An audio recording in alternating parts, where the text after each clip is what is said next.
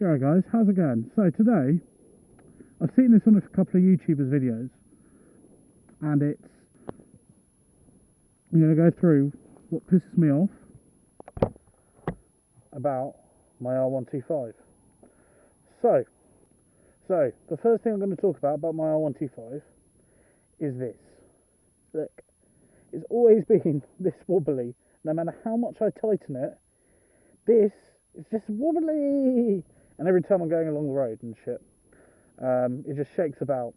So it makes life interesting, so to say. However, something I have to live with. I think, because when I bought this was Cat C write-off. So there were some obviously issues with it. It's Cat C sort of written off, and I just think there's something in this connector here on the other side, perhaps, that just makes that all wriggly and shitty. I mean, this one is alright-ish, but that's just particularly bad. It doesn't bother me too much, because I get through about 2 wing mirrors a month, so I just can't park it, so I generally just crash it into my fence at home. So they're the first things to go, aren't they? So the other thing which is annoying about this, I think it's just these mirrors in general. They lack a bit of movement up and down. So they're quite tough to move up and down, and when you do move them up and down, they just sort of snap off, which is really annoying. I mean, they're 20 quid a pop, so I guess I could go for aftermarket ones. So yeah, but although it's annoying, it's sort of pretty menial. You can pretty much live with it. And look at that Sussex countryside, isn't it beautiful? So number 2, the sticky throttle. Back on the whole sticky throttle topic, it really annoys me. I mean, I have tried to get it sorted, however, it still sometimes does stick. So I was watching a Smo channel, and a chap on there told me how to do it. So I'm just going to take the end cap off and lube it up nicely. Probably a bit like this. Get the lube on nicely like that. Get it nice and lubed up, nice and creamy, just so I can have a nice bit of gliding action, squeezing through in a nice smooth manner, in and out, or round and round, whichever way you like to take it. As I say, it doesn't cause too much issue, especially now I've taken it off. I've replaced this bit, stuck it all back on, but it's still sticky, so I think it might actually be this hand grip here rather than actually the bar itself. However, as I say, something I need to relook at and get that sorted. Oh, fuck me, it's the sun! Jesus Christ, I've not seen that in a while. Right. So, number 3, the third thing that really irritates me. I mean, now this beautiful sun is out, you can see it a lot more, and it's the scratches along here, down the bottom. There's some here, this bit's broken off, this here. Just the fairings in general are in quite bad shape. Scratches here, scratches here.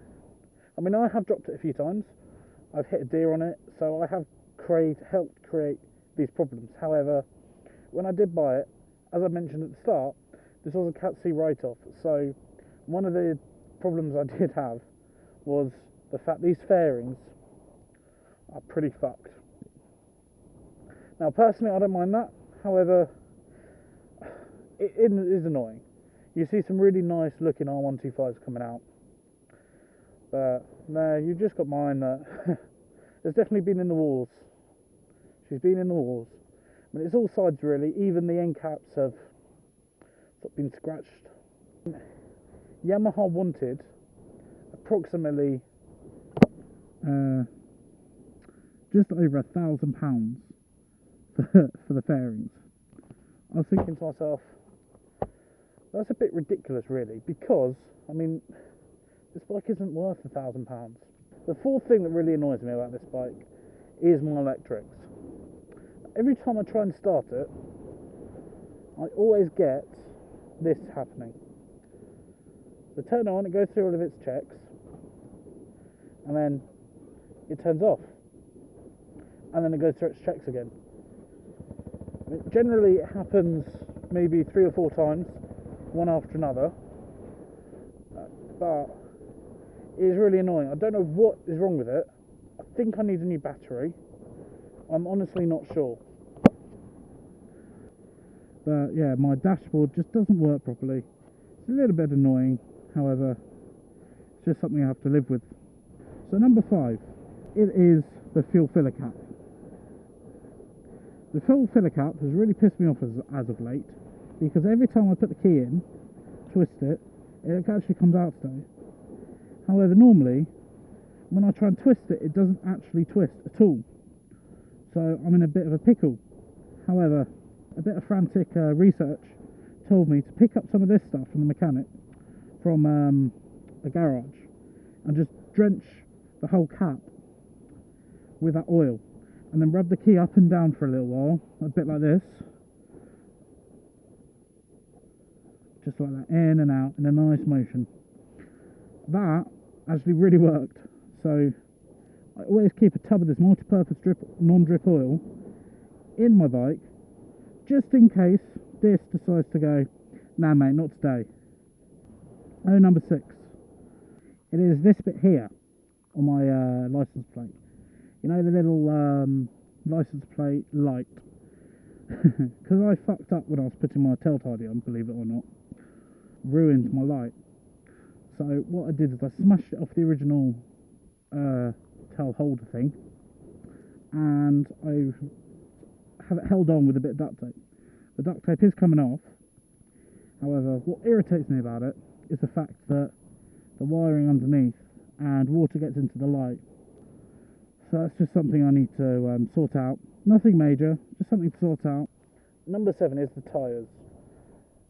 They are Bridgestone Battle Axe tyres, so they're pretty expensive. I think it was about 169 quid for the pair, plus excluding fitting. So that is quite a lot of money. However, they grip to the road beautifully. However, they won't at the moment because of all the mud on the tyres. And yeah, they really enjoy attracting metal. This is the second rear tyre I've got. I mean, when it's clean, you can really see all of the sort of small little metal shards dug into the tyre. I've had it looked at by the mechanics. They said there's nothing to worry about, but it's just really annoying that you spend so much money on tyres and they're just like, nah mate, I am just going to fuck you right over and cost you a lot of money, and then get attracted to all of the metal shit and debris that's on the road, get stuck into it, reducing its life, potentially probably popping when I'm going bad man fast. So number 8 is my exhaust fitting. Now I love my SP Engineering stubby exhaust. Cleans up the bike really nicely, makes the bike look really nice and gets rid of that horrible monstrosity of an exhaust. However, the clip here is not overly great, and it sort of moves quite a lot. I guess that's because it's not girthy enough. But I mean, it does a good job, but sometimes it sort of sits there like that at the wrong angle, and it really annoys me. Nevertheless, it's a great exhaust. Do have a decibel in because I'm a bit of a pussy, but no, it's because I can't actually record a video and ride with this exhaust because it's so loud. At work yesterday, I was told that you can hear my bike up to half a mile away. So I'm pretty happy with that. Pretty happy with that one. Can't complain. So yeah, these exhaust fittings, and on my MOT certificate, it says that this is deteriorated. I'm not sure how, because this exhaust is quite new, even though it doesn't look it. But yeah, there's something that's apparently deteriorated within the clip, which is really annoying. However, it was only an advisory, so I'm going to leave it. And number 10, the bike's power. Obviously, it's a 125. Could do about 70 miles an hour after you've redlined it throughout all the gears up to 6th gear. However, when it's at 6th gear and it's like 9-10,000 revs, it wants to go faster. You know it wants to go faster. You try and turn up, you try and hit the switch to go faster. However, it doesn't.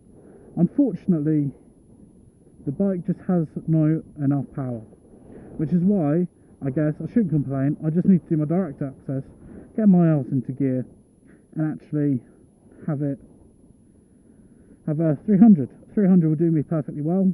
Okay, it's not the quickest, however, it's going to be quicker than this. Equally as fun, and it's going to look awesome because it's a Ninja 300. Is that it?